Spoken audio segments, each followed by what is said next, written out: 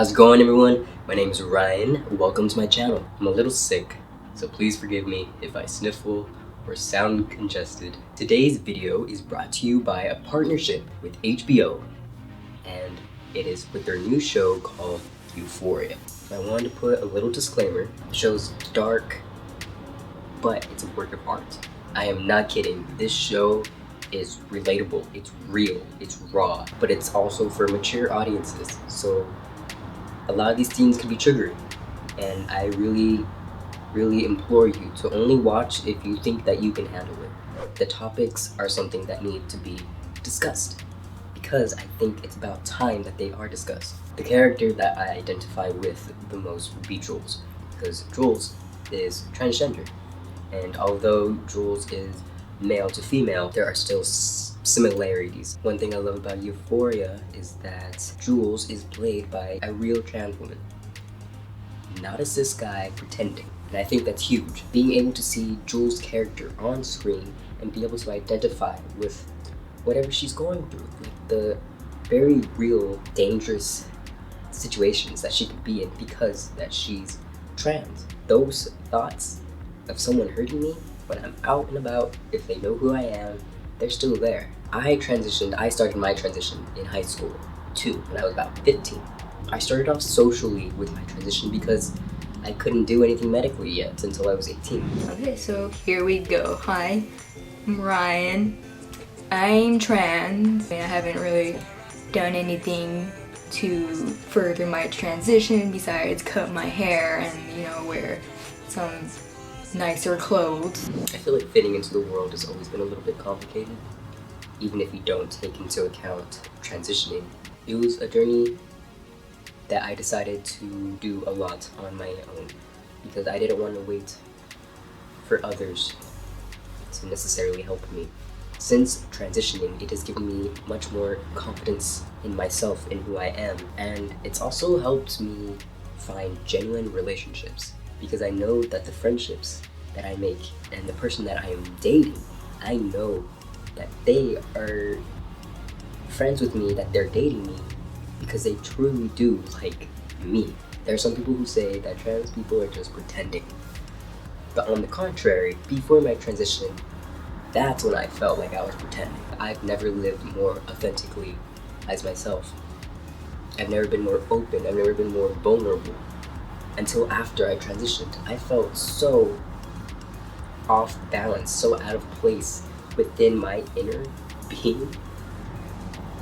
It was crazy. I'd be lying if I said I had support from all areas at the beginning, because I didn't. At the beginning, my support was from online, YouTube, thank you, my friends, and my relationship. Back home, things were a bit difficult. Something I've learned through my transition is that even the people who will swear that they love you more than anyone else, maybe they don't know what's best for you. It's possible that the people who love you the most don't know what's best for you. At the end of the day, what you feel inside and how you feel like you fit in this world, for me, that's what took over everything. It was hard to embrace myself because I still had some internalized transphobia. It was a very difficult battle for me internally because on one hand, I wanted to change my outer appearance to match what I felt within, but then there's all these other factors. There's society, there's parents, there's relationships. Mixing all of that while going through a transition is a lot.